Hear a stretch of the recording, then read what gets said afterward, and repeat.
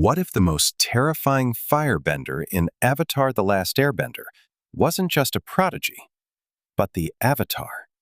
Not Aang, not Korra, not some peaceful monk raised to value balance. Azula, the princess of the Fire Nation, a tactical genius, a perfectionist, a girl raised by Ozai himself. Now imagine giving her mastery over all four elements. Because Azula with fire alone was already a nightmare. Azula with earth, water, air, and the Avatar state? That might be the most dangerous timeline in the entire franchise. But here's the scary part. Azula becoming the Avatar would not just make her stronger, it would completely rewrite the philosophy of the Avatar world itself. Because the Avatar is supposed to bring balance. Azula believes balance means control. And that changes everything. For this alternate timeline to work, one major thing has to change. Azula has to be born as the next Avatar. That means Aang still dies in the iceberg timeline, or perhaps never survives long enough to fulfill his role. The cycle moves on, and the next Avatar is born into the Fire Nation royal family. Straight into Ozai's house. Think about how catastrophic that is. In the original story, the Avatar is usually shaped by multiple cultures, spiritual mentors, and the burden of responsibility. But Azula? She would be shaped almost entirely by ambition, fear, propaganda, and royal expectations. Ozai would not see her as a bridge between nations. He would see her as the ultimate weapon. Not just the heir to the throne, not just a prodigy, but living proof that destiny itself favors the Fire Nation. To Ozai, this would validate everything. He wouldn't think, "My daughter must protect the world." He'd think, "The world has finally been given its rightful ruler." And young Azula, desperate for approval and already frighteningly gifted, would absorb that lesson immediately. She would not grow up believing the Avatar serves balance. She would grow up believing balance is whatever the Fire Nation says it is. This is where things get really interesting. Because Azula is not evil in a simple cartoon villain way. She is intelligent, observant, disciplined, and emotionally damaged. She doesn't create chaos for fun. She creates order through domination. That means Avatar Azula would probably be one of the most efficient avatars in history. On paper. Crime? Crushed.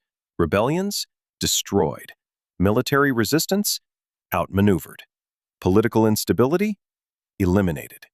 She would be brilliant. But she would also fundamentally misunderstand what balance actually is. To Azula, balance is not harmony between opposites. It is the removal of disorder. She would see dissent as imbalance, weakness as imbalance, freedom that leads to unpredictability as imbalance. And that is the philosophical horror of this idea.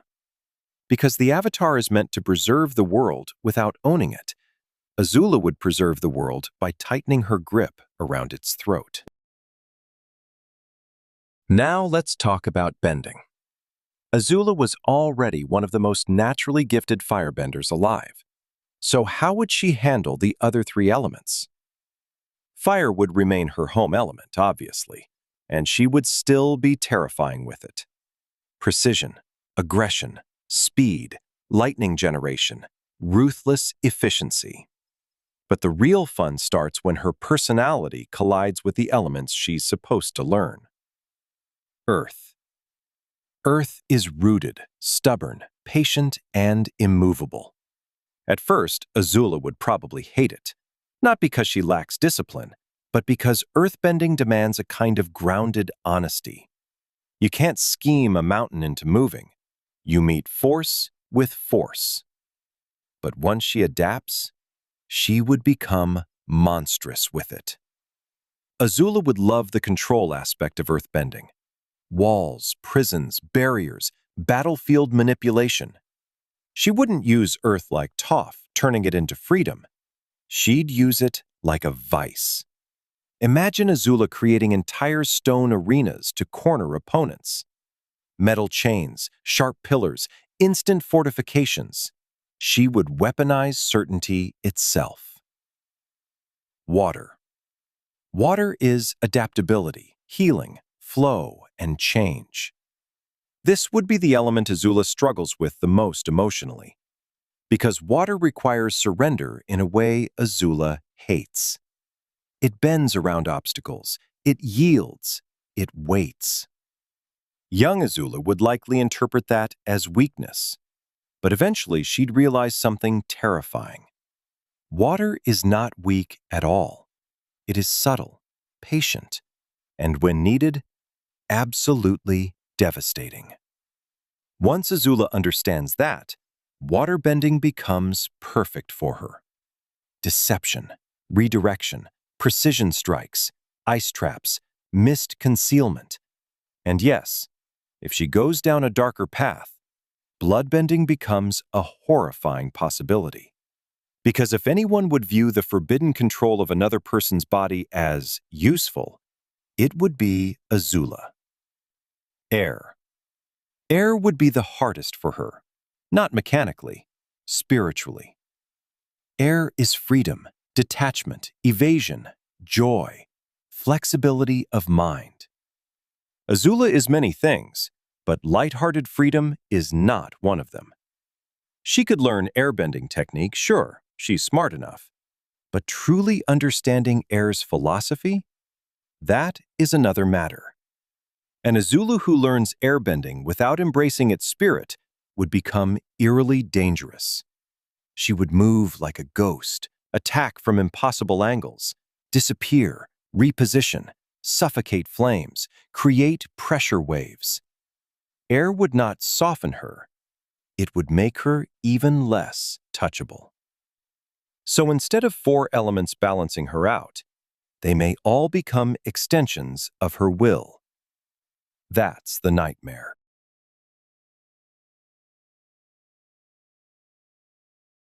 Combines raw power with the knowledge and energy of past lives.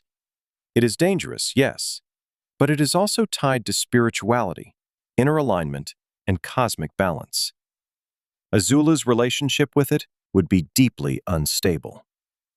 At first, Ozai would probably want it weaponized immediately.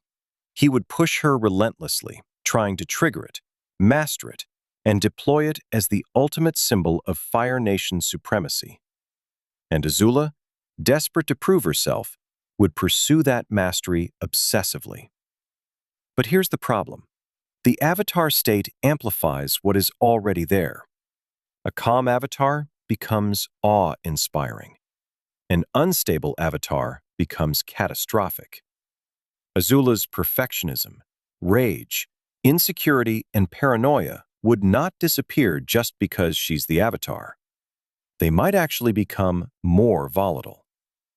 Imagine Azula entering the avatar state not as a serene cosmic guardian, but as a cracked mirror of power and trauma. The sky darkens. Fire spirals with hurricane winds. Stone rises like teeth from the ground. Water coils around her like blades. Lightning splits through the chaos. This would not feel divine. It would feel apocalyptic. And the worst part is that she might still win every fight. Zuko's story becomes even more tragic and maybe more important. Because if Azula is both Ozai's favorite child and the Avatar, Zuko lives permanently in her shadow. He is no longer just the less talented sibling. He is the normal son standing next to the chosen one. That would break him in entirely new ways. But ironically, it might also force Zuko to mature sooner. In the original timeline, Zuko spends much of the story chasing the Avatar to restore his honor. In this version, the Avatar is sitting at the dinner table insulting him. He would see up close how power warps Azula, how Ozai manipulates her, how the title of Avatar is being twisted into something terrifying. That could make Zuko one of the first people to realize the truth. Azula is not bringing balance. She is becoming the end of it. And that sets up a fascinating reversal. Instead of Zuko hunting the Avatar, Zuko might become one of the people trying to save the Avatar from herself. Or, if that fails, stop her.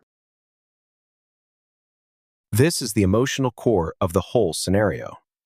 Could Azula actually be redeemed if she were the Avatar? And honestly, maybe, but only under very specific conditions, because being the Avatar would not automatically heal her. If anything, it would magnify every crack in her foundation. Azula's biggest problem was never lack of talent. It was love without safety, excellence without peace, and power without trust. If someone reached her early enough, someone like Iroh, maybe even Ursa if circumstances changed, then being the Avatar could force her to confront perspectives outside the Fire Nation's ideology. She would have to meet other cultures, other philosophies, other ways of living. And unlike regular royal children, she couldn't fully avoid that forever. The Avatar is eventually pulled toward the wider world. That means there is a path, however narrow, where Azula learns that control is not the same thing as balance, that fear is not the same thing as respect, that strength without compassion is just refined cruelty. But that growth would be agonizing, because for Azula to become a true Avatar, she would have to unlearn almost everything Ozai praised in her. She would have to admit that the traits that made her feel safe were poisoning her. And for someone like Azula, that might be harder than mastering any element.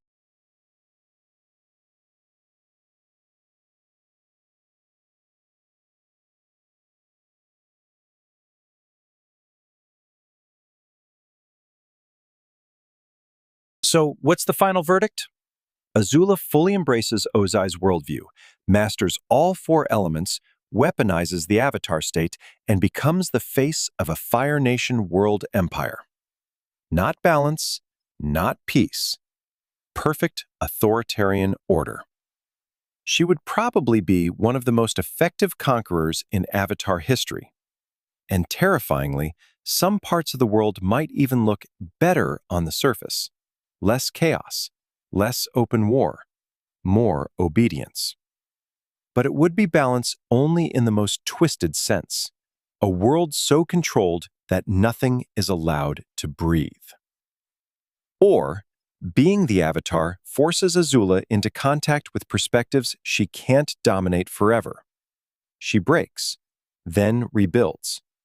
Not into a sweet or easygoing person, because this is still Azula, but into someone who understands that real balance cannot be forced. That version of Azula might actually become one of the greatest avatars ever. Why? Because if someone with her hunger for order finally learned mercy, if someone with her precision finally learned humility, if someone with her power finally learned restraint, she would be unstoppable in the best possible way. She would not protect balance because she was born kind. She would protect it because she learned firsthand what happens when balance is twisted into control. And that kind of wisdom is hard-earned.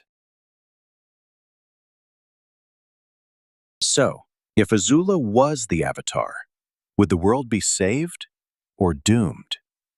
Honestly, both possibilities are completely believable. That's what makes this idea so good. Azula is one of the few characters in Avatar with enough intelligence, damage, and raw force of personality to turn the Avatar mantle into either the world's greatest hope or its most elegant nightmare. Because Aang shows us what the Avatar looks like when power is guided by compassion, Azula would show us the opposite. What happens when cosmic power is handed to someone who confuses balance with obedience, peace with submission, and love with fear? And maybe that's why this alternate universe is so compelling. Because the Avatar isn't just a superweapon, it's a test. And in this version of the story, the world's fate depends on whether Azula can become bigger than the person she was raised to be. And honestly, that might be the most dangerous battle in the entire Avatar universe.